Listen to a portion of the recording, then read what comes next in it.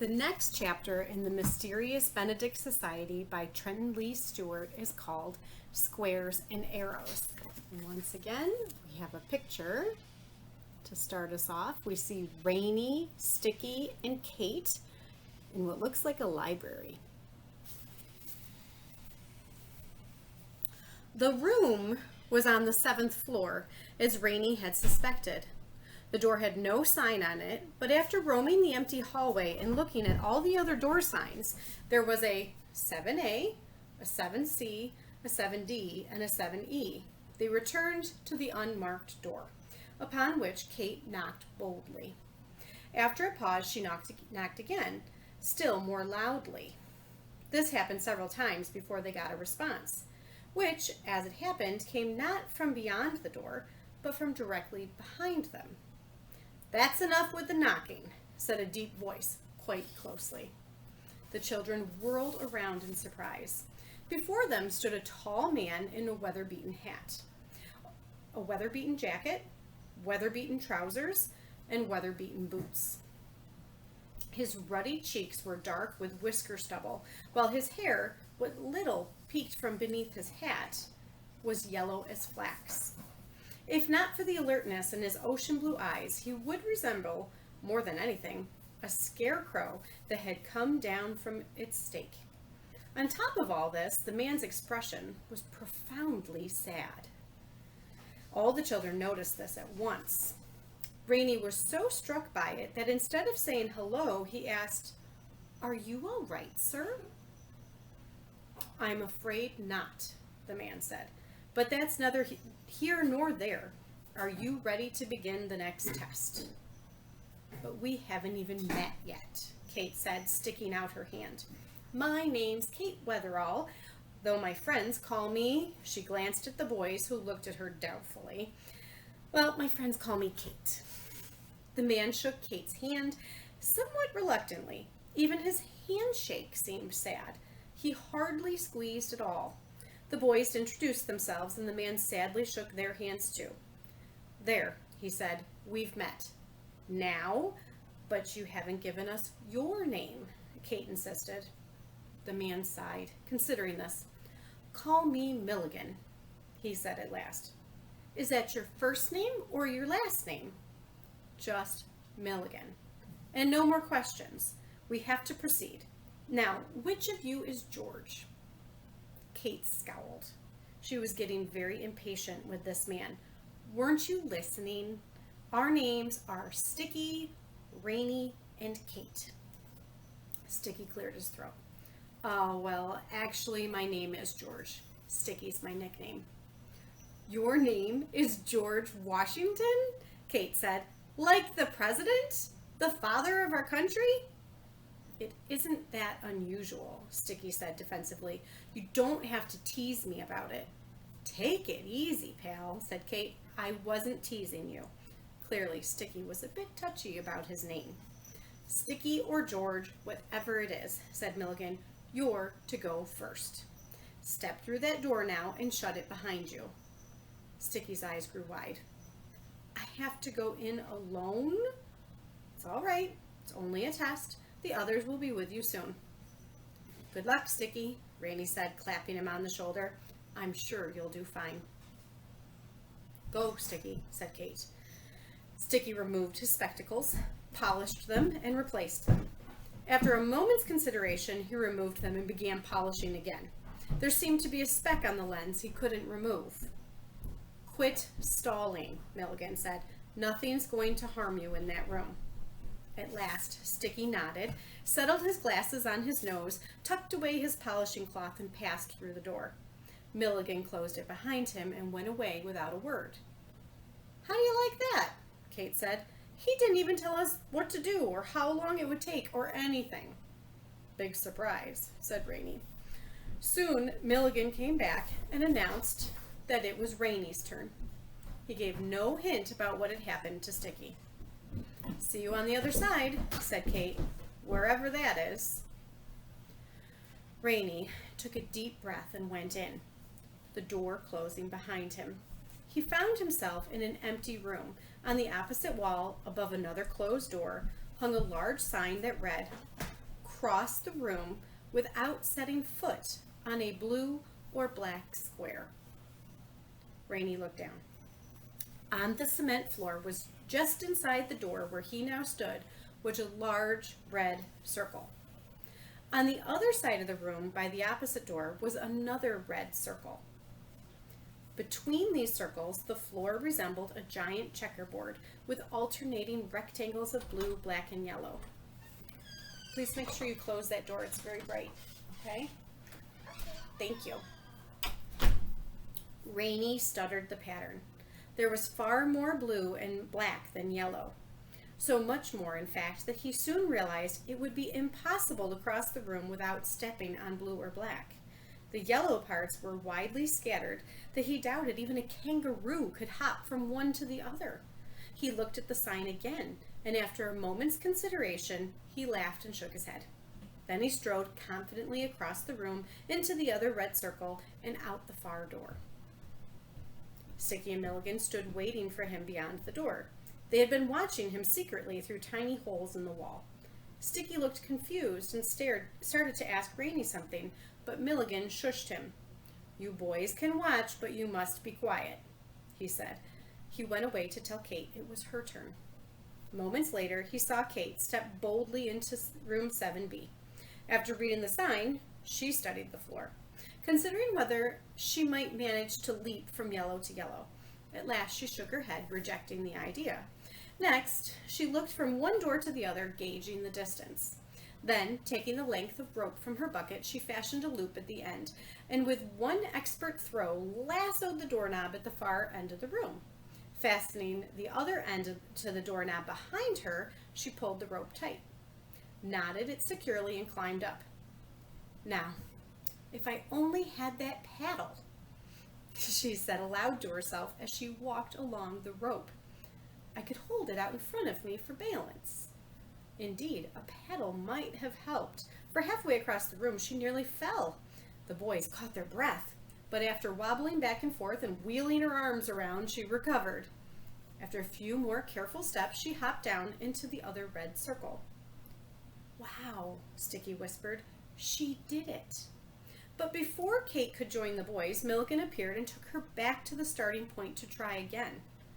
This time without her rope, which he informed her would be returned upon completion of the test. "That's hardly fair," Sticky whispered. "Nobody told her she couldn't use a rope." Kate, meanwhile, was removing all the items from her bucket and stuffing them into her pockets. When she'd finished, her pockets bulging ridiculously, she unscrewed the handle from her bucket and tucked it through her belt. Then she was ready. Kicking the bucket onto its side, she hopped onto it and began rolling it forward with her feet, like a circus bear balancing on a ball. Rolling this way and then that, she zigzagged across the room to the other red circle. Rainey and Sticky looked at each other in awe. Who was this girl? Yet, once again, as Kate reattached the bucket handle and emptied her pockets, Milligan entered the room.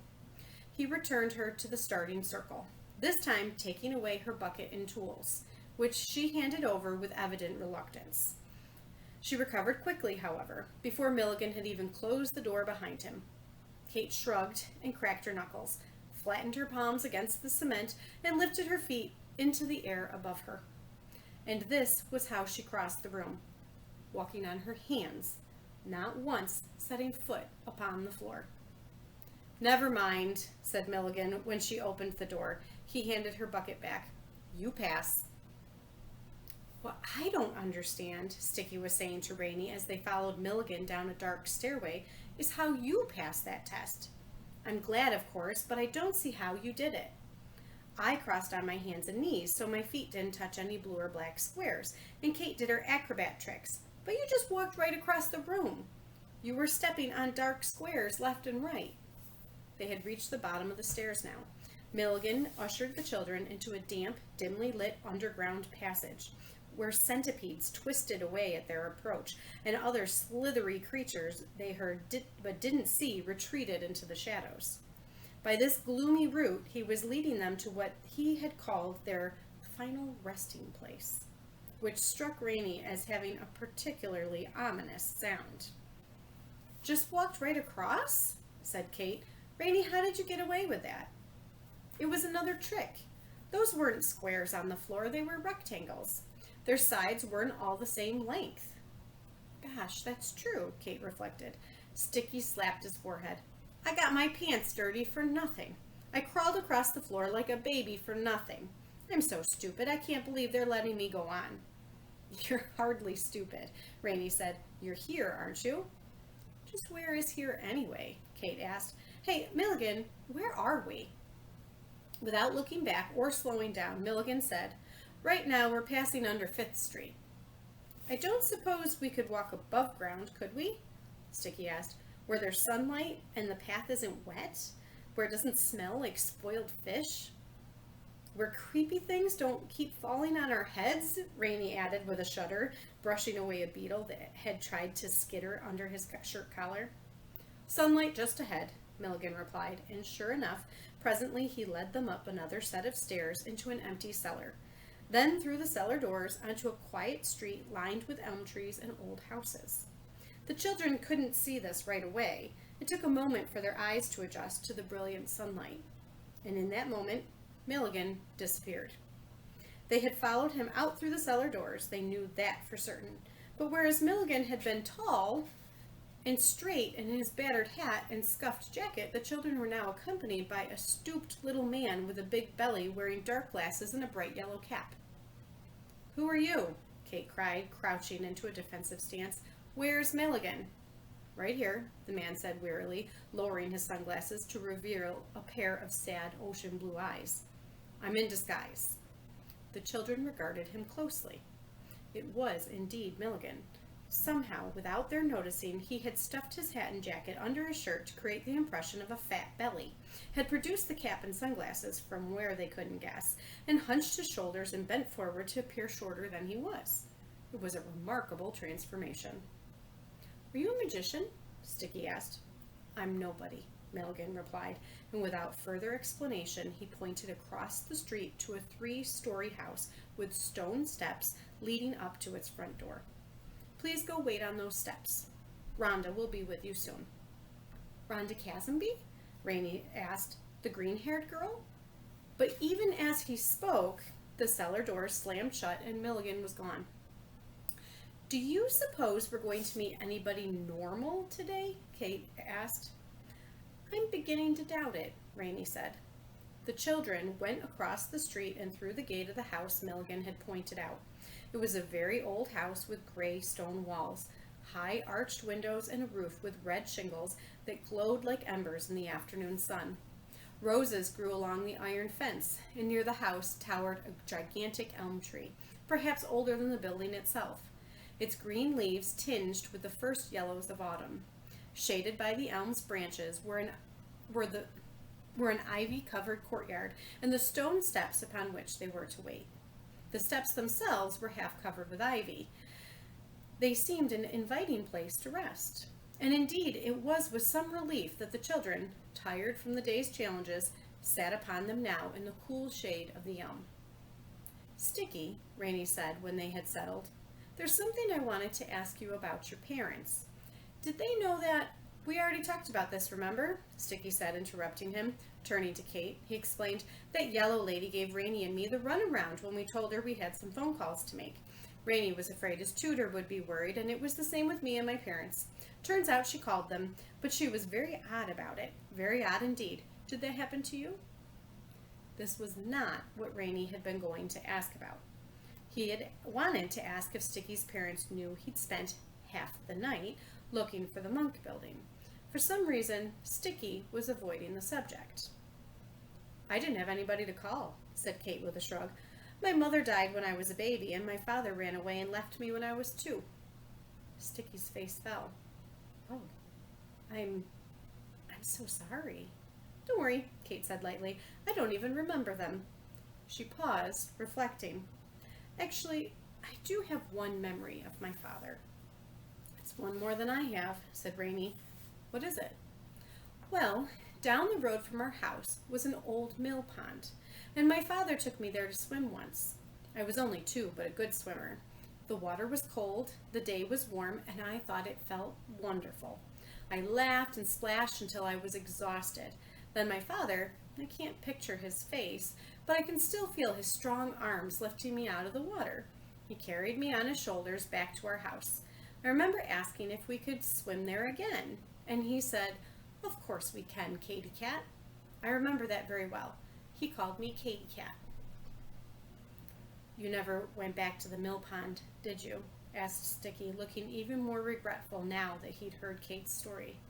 "No. The next thing I remember, I was in an orphanage," said Kate. Rainey shook his head. "It's strange, Kate. Your father sounds, well, he sounds like a nice man," finished Kate. "I know. I've often thought that. I guess it shows that people aren't always what they seem. Or else he just changed. I suppose I'll never know." "It's terrible," Sticky whispered, almost as if to himself. "Hey, it's okay," Kate said cheerfully. "It was a long time ago. Anyway, I've had a fine life. The circus has been good to me." Rainey widened his eyes and glanced at Sticky, but Sticky seemed too disturbed to have noticed what Kate said. Rainey looked back at Kate. "Did you just say the circus has been good to you?" "Oh, yes," said Kate with a laugh. "When I was 7, I ran away from the orphanage to join the circus. They brought me back, but I just ran away again, and I kept running away every time they brought me back. Eventually, it was agreed that I could join the circus and save everybody a lot of trouble. So that's what I've been doing the past few years. It's been great fun, too, but I was ready for something different. When I read about these tests, I said, 'Adios' to my circus pals, and here I came." "That's quite a life," Rainey said, more than a little amazed. "And has circus life helped then? You haven't ever missed your parents?" He was always curious about how other orphans felt. His own parents were never known to him, and so he didn't miss them in particular.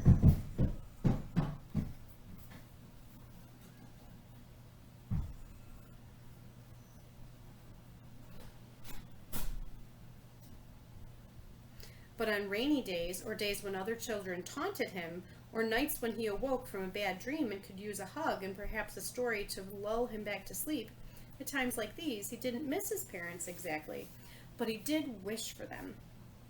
Kate apparently felt otherwise. "What's to miss?" she said breezily. "Like I said, I don't even remember my mother. And who wants a father who'll run away and leave his baby daughter all by herself? I'd much rather spend my time with elephants and clowns." She frowned. "Sticky, what's wrong with you?" Throughout their conversation, Sticky's expression had grown more and more dejected. His big eyes sadder and sadder, so that at last his face had taken on the exact gloomy look of that miserable man Mulligan. Rainey put his hand on Sticky's shoulder. "Hey, are you all right?" "Oh, yes," Sticky said unconvincingly. "I was just, feeling sorry for Kate. It must be terrible to think you weren't wanted." Kate laughed, a bit stiffly it seemed to Rainey, and said, "Weren't you listening, chum? I told you, I'm having a ball."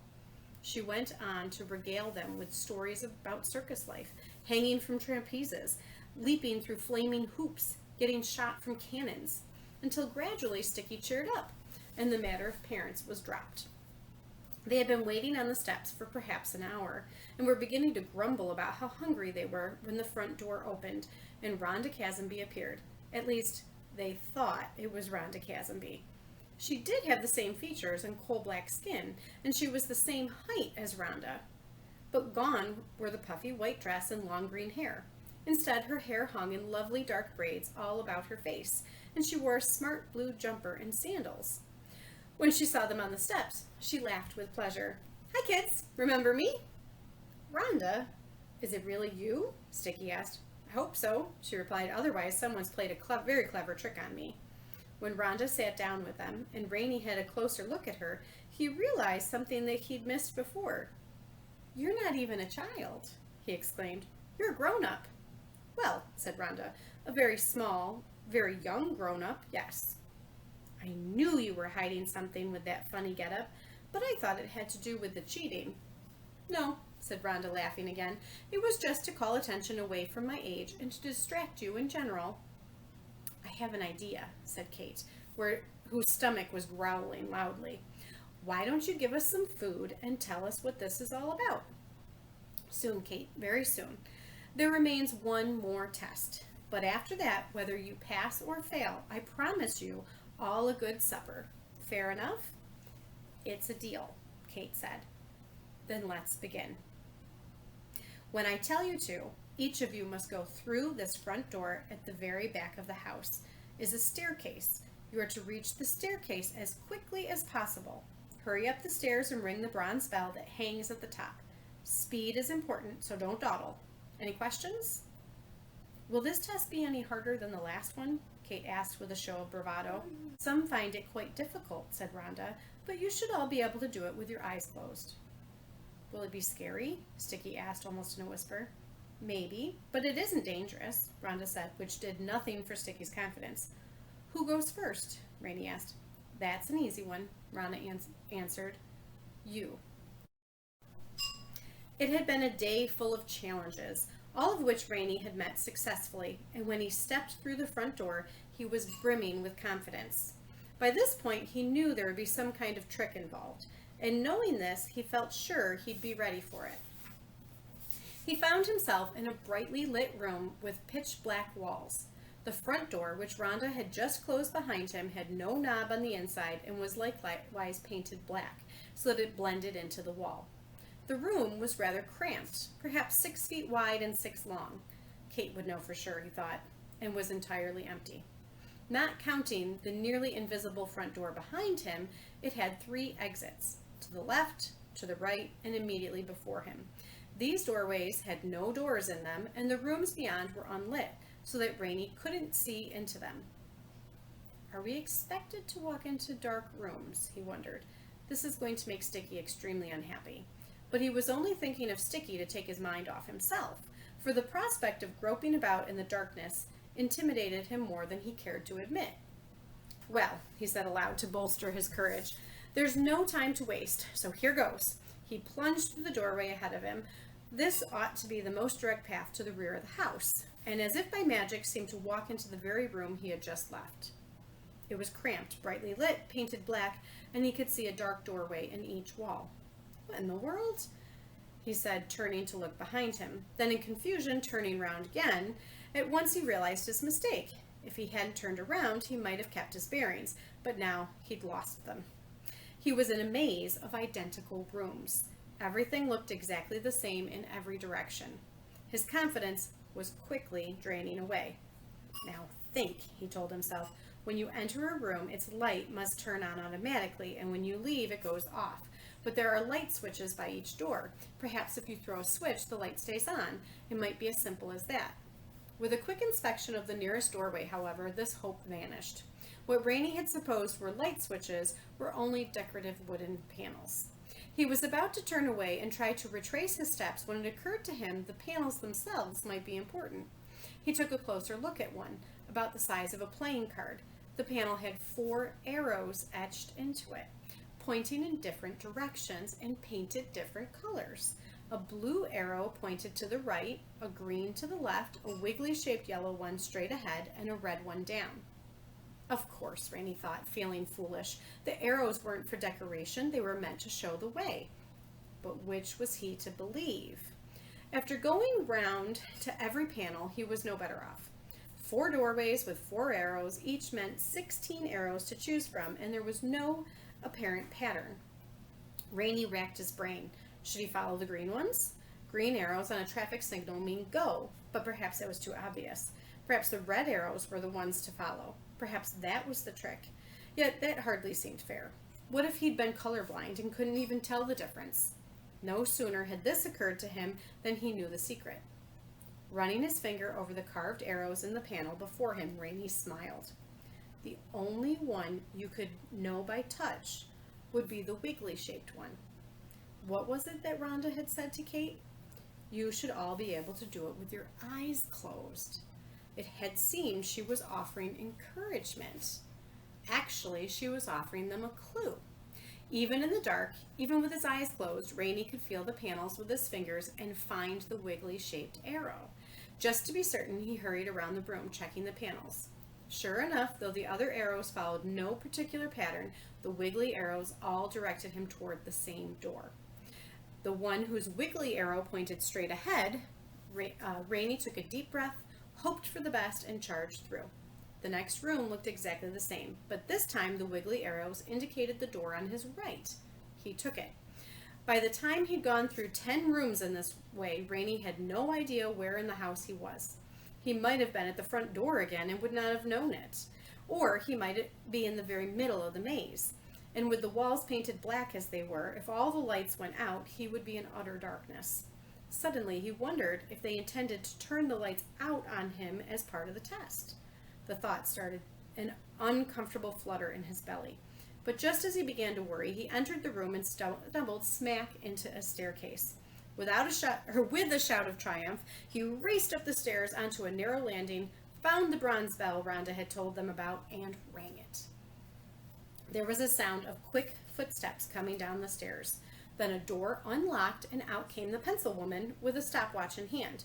She examined it and said, 6 minutes, 14 seconds. Is that good? Rainey asked.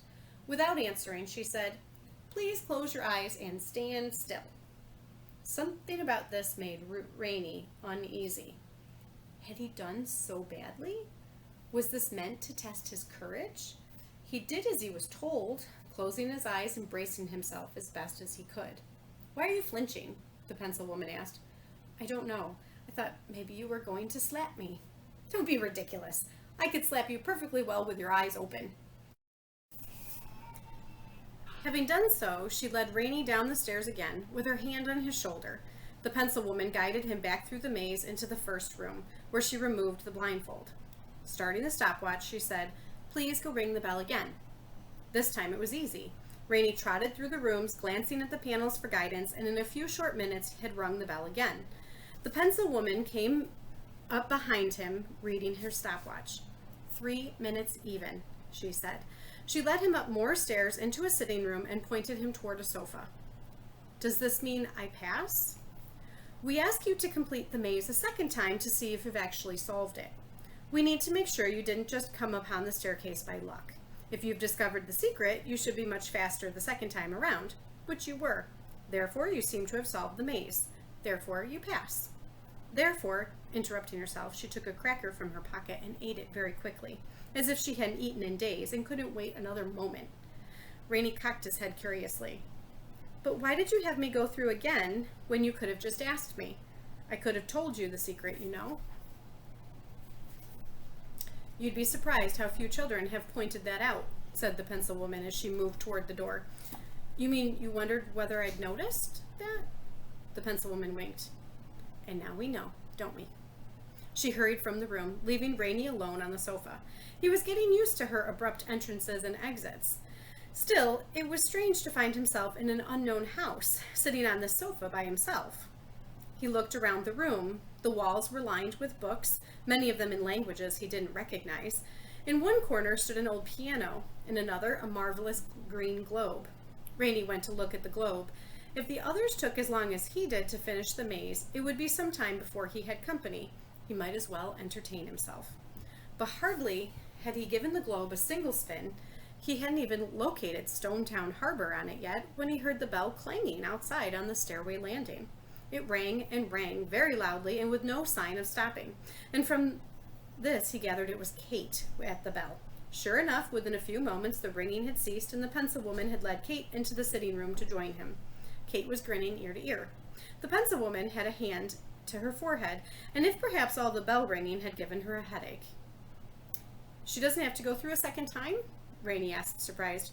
No point, said the pencil woman, and left them there alone. What do you mean, a second time? Kate asked. I had to finish it twice to prove I'd solved it.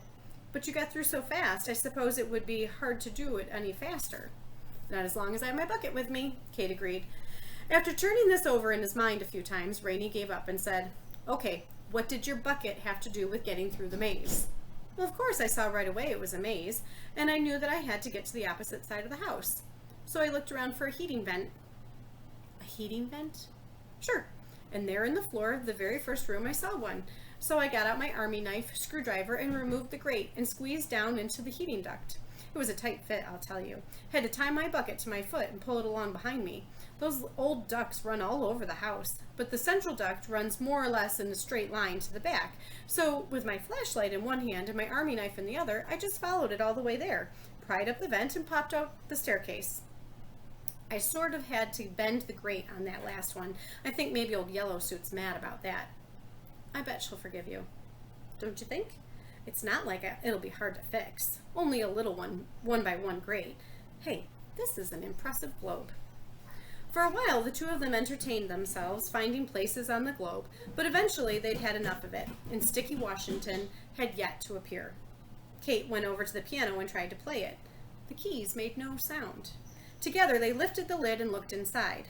The piano strings had been removed, and in their place were more books. These people certainly have a lot of reading to do, Kate observed. Oh well, no great loss. I only know chopsticks anyway. About 20 minutes had passed, and still no sign of Sticky. Kate began to sort through the items in her bucket, making sure each was in its proper place. She had found an arrangement that kept her things secure and within easy reach, and she was particular about it. She was the sort of person who liked to be constantly busy, Rainey realized. She hadn't much use for idleness, which reminded him of something he wanted to ask her. You know, Kate, something's been nagging me. You told us you carry all these things around in your bucket because they're useful, right? Absolutely, Kate replied. Then why the kaleidoscope? It's interesting to look through maybe, but how is it useful? Kate stopped double-checking the things in her bucket and gave Rainey a searching look. At last she nodded. You know, I think I can trust you. I can already tell. All right, here's the secret. She took out the kaleidoscope and popped off its colorful prismatic lens. Only then did Rainey see that the prismatic lens had been concealing a different lens beneath. The kaleidoscope is a spyglass in disguise, Kate explained. It's a good spyglass, and I wouldn't want anyone to steal it. The kaleidoscope, on the other hand, is rather a bad kaleidoscope. I don't think it would tempt anyone. The very idea of disguising a good spyglass as a bad kaleidoscope made Rainey laugh with pleasure. It's terrific, he cried. Kate wasn't sure what Rainey was laughing about, but she was eminently agreeable. And before long, she was laughing with him. When Rainey had taken a good look at the spyglass, Kate tucked it away again and flopped onto the sofa. Do you think Sticky's ever going to finish? I'm having a fine time and all, but I'm about to drop dead from hunger. In answer to her question, the bell rang. Only once, and almost imperceptibly, as if Sticky had just tapped it with his fingernails. Through the closed door, they heard the pencil woman speaking in her brusque way, then an embarrassed murmur that must have been Sticky's response. After a moment, all was silent again. Again, they waited. Shouldn't be long now, Rainey said. It's easy once you've figured out the secret. It only took me 3 minutes the second time through. 3 minutes soon passed, however. Then 4, then 5. Not until almost 15 minutes had gone by did the bell ring again, just as softly as before. A moment later, the door opened, and Sticky entered the room with the pencil woman behind him. He gave a great smile when he saw Rainey and Kate, not so much because he'd finished the test, but because he was relieved to have company again. Congratulations, said the pencil woman. You all pass. The children cheered and clapped each other on the backs. And when they were done cheering and clapping, they realized that the pencil woman had left them yet again. She's awfully fond of leaving, isn't she? Asked Kate. I never saw anybody who left so much. I suppose she expects us to wait again. Maybe Rhonda's coming for us, Rainey said. I hope so. Otherwise, I'm going to have to eat some of these books. Sticky, what on earth took you so long? Didn't you know how hungry I was? Sticky seemed about to cry. He was reaching for his spectacles when he saw Kate was only teasing him. Then he smiled and shrugged. I had to go through twice. So did Rainey, but he said there's some kind of secret that gets you through faster. So why did it take you so long the second time? It was a little faster, Sticky protested. Now what's this secret you're talking about? The secret to getting through the maze, Rainey said. You know, the arrows. Arrows? You mean the ones on those panels? Rainey gave Kate a look of amazement, but Kate replied, Don't look at me. I don't know anything about arrows. Remember, I took a shortcut. That's true, he said. Sticky, if you didn't use the arrows, how did you get through? Sticky shuffled his feet and said, I just kept trying one door after the other until I finally found the staircase. It was sheer luck. And you found it more quickly the second time? That's the really lucky part, I guess. Oh no, that part was easy, Sticky said. I just remembered how I got through the first time. First I took a right, then a left, then straight ahead, then right again, then left again, then right, then straight ahead, and so on until I came to the staircase. I didn't have to waste time scratching my head over those panels or worrying they were going to turn the lights off or any of that stuff. I just hurried through exactly as I did before. Exactly as you, Kate began, then she shook her head. That's incredible. Rainey laughed. You did it the hard way, Sticky. What's the easy way? Follow the wiggly arrows. Oh, Sticky said thoughtfully. That would have been useful to know. And that is the end of that chapter.